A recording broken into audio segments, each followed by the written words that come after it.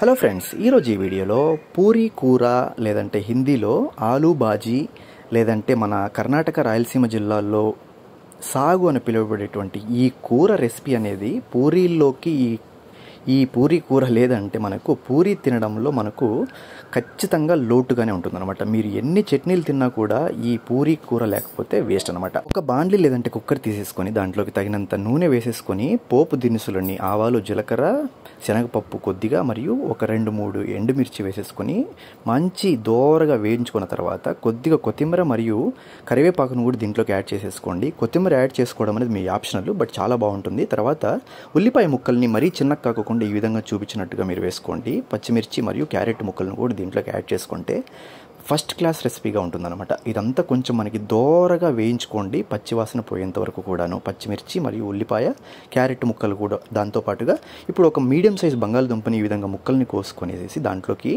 Add చేసేసుకోండి. దోరగా వేయించేసుకోవాలన్నమాట. ఆ తర్వాత తగినంత పసుపు మరియు ఉప్పును కూడా యాడ్ చేసేసుకొని బాగా కలిపెట్టేసుకోండి.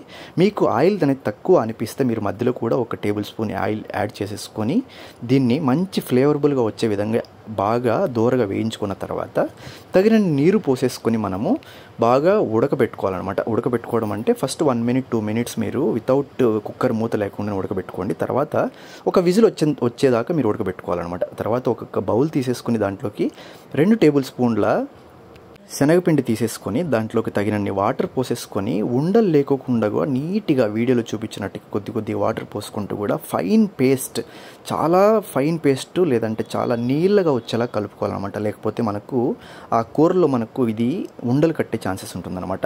ఒక 1 విజిల్ వచ్చేసిన తర్వాత మనకు అన్ని దాంట్లో ఆలు మరియు క్యారెట్ కూడా బాగా ఉడికిపోయి ఉంటుంది. ఈ రెసిపీలోకి ఇప్పుడు ఆల్రెడీ శనగపిండిని కలిపి పెట్టుకున్నాం కదా, చిన్న ఫైన్ పేస్ట్ లేదంటే నీళ్ళ కలిపెట్టుకున్నటువంటి ఈ జ్యూస్ లేదంటే ఆ సీరమ్ని కొద్దిగా వేసుకుంటూ దాన్ని బాగా కలుపుకుంటూనే ఉండాలి. ఎందుకంటే అది గడ్డగట్టిపోయే ఛాన్సెస్ ఉంటుందన్నమాట. ఇప్పుడు మీడియం ఫ్లేమ్లోనే ఉంచుకోవాలన్నమాట, అది హై ఫ్లేమ్లో పెట్టుకోకూడదు. మీరు ఆలు ముక్కలు అనేది చిదిగిపోకుండా ఉంటే మనకు ఈ పూరీ కర్రీలో మనకు మంచి ఫ్లేవర్ వస్తుందన్నమాట తింటా ఉంటే. ఆ తర్వాత ఆ బౌల్లోనే కొద్దిగా నీళ్లు పోసేసుకొని మనకి ఎంత కన్సిస్టెన్సీలో వాటరిష్గా ఉండాలనుకున్నో అంతగా కొద్ది వాటర్ పోసేసుకొని బాగా కలుపుకోవాలన్నమాట. మన రెసిపీ ఆల్మోస్ట్ రెడీ అయిపోయింది. కావాల్సిందల్లా కొద్దిగా వేడెక్కడమే రెసిపీ అనమాట. ఆ తర్వాత మీరు ఇప్పుడు చూసినట్లయితే మనకు బుడగల్లాగా వస్తూ ఉంది కదా, అది చాలా థిక్ కన్సిస్టెన్సీ వస్తుంది మీరు ఎన్ని నీళ్లు పోసుకున్నా కూడాను.